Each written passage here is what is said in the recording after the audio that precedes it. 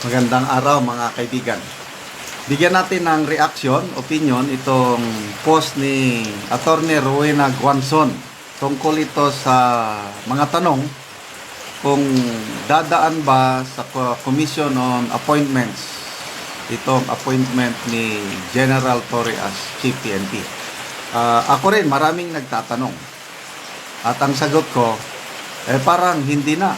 Kasi wala akong nababalitaan ng mga police generals na dumadaan sa Commission on Appointments. Kami lang sa AFP, colonel pa lang, dumaan ako sa Commission on Appointments. Hanggang nung nag-general, 2 beses akong sumalang. Wala kaming kasamahan na police general. Okay. Sito, klaro na ito. Attorney Rowena Guanzon, sabi niya, sa mga nagtatanong kung lulusot si General Torre sa Commission on Appointments, hindi po kailangan i-confirm ang pag-appoint ng Presidente sa Chief ng PNP. So, batikang abogada na ito former commissioner ng COA, commissioner ng COMELEC, UP law professor, nandyan na lahat ang kanyang qualification. So, sana sa mga nagtatanong, wala na tayong magagawa. Yun na yun. Appointed siya ng Pangulo, wala nang, hindi na yun mababawi. So, ano ang pwedeng gawin sa Chief PNP? Ito, may suggestion si Attorney Rowena Guanzon. Sabi niya, ang magagawa lang ng mga senador ay tanungin ang performance niya pagdating sa budget hearing ng institusyon. Okay? So, dyan na lang siya gigisahin or ano. I'm sure maraming gigisa kay General Torre pagharap sa budget hearing. Diyan na lang ang number 1 na gigisa yan, sigurado ko si mag-unahan si Senator Bato at Senator Jinggoy Estrada. Now, kasi 20th Congress na siguro ang 20th Congress na ang magdinig sa budget. Nako, humanda si General Torre dahil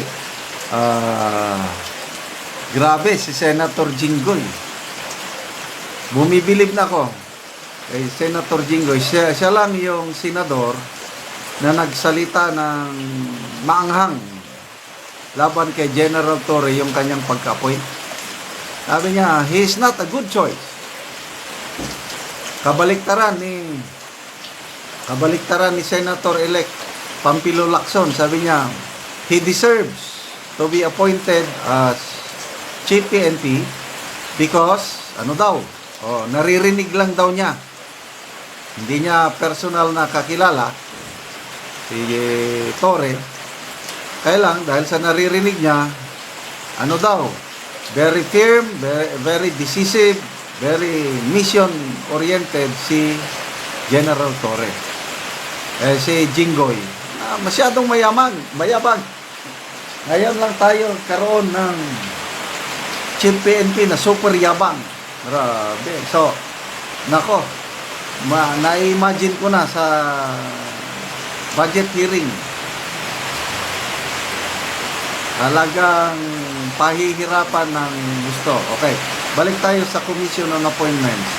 I don't know bakit na ang PNP General, Chief PNP, hindi sinasalang sa Commission on Appointments.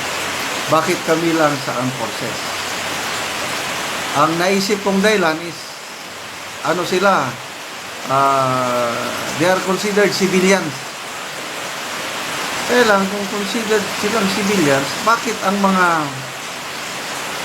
mga cabinet secretaries dadaan sa Commission on Appointments? Civilians din ito. Hindi ba mas maganda sana kung may, batas ba ang kailangan o dapat Chief PNP yan ilan bang kapulisan? More or less 220,000 policemen under sa kanya.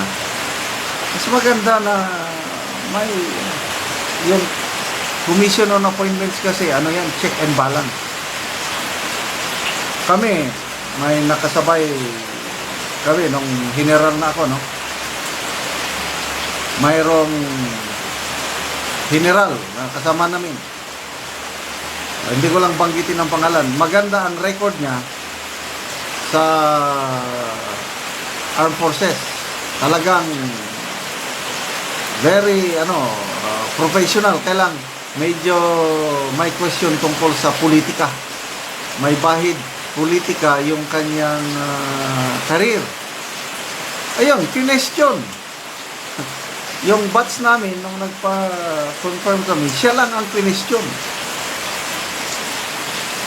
Mabuti na lang, sinuportahan siya. Okay, ito, in fairness kay Trillanes, senador pa siya noon. Isa si Senator Trillanes na dumipensa. Kasi pare silang PMA graduate eh. Plus, iba pang mga members ng Commission on Appointments. Dinipensahan nila yung general na kini-question. Hanggang nakalusot. Ganun po yun. Kapag may problema ka sa pamilya, pwede kang isang tabi, i-defer. Huwag mo na yan. Pag huwag mo na yan, wala na. Maghintay ka. Hanggang kung hindi ka i-confirm, babalik yung appointment mo. Back to zero ka. Kaya, napakalakas po ang Commission on Appointment. Kaya ang dating yan sa amin, hindi kami pwedeng gagawa ng kalukuhan. Kasi kung gagawa kami ng kalukuhan sa AAP, kernel pa lang, full kernel, pwede ka nang i-defer. Hindi matutuloy yung appointment mo as kernel or general pag may problema ka sa Commission on Appointment. Sana darating ang panahon na ang Chief PNP kailangang i-confirm. Bakit exempted sila? Okay, so good luck sa budget deliberation ng PNP at I'm sure nanggigilatin na sa si Senator Bato and Senator Jingo ang magpapahirap sa Chief PNP sa budget. Salamat mga kaibigan sa inyong pagsubaybay sa ating channel. Nakakatulong kayo ng maigi sa Tribong Talandig dahil ang income natin sa channel na ito is pantulong natin sa mga kawawang talandig. Ngayon, meron tayong livelihood assistance na binibigay sa kanila, nagpapatanim ng sayote, nagpapatanim ng saging, kung may itinanim, may anin. Panoorin nyo ang video na ito. Muna ni sila ang nagarbis silang manang og sayote.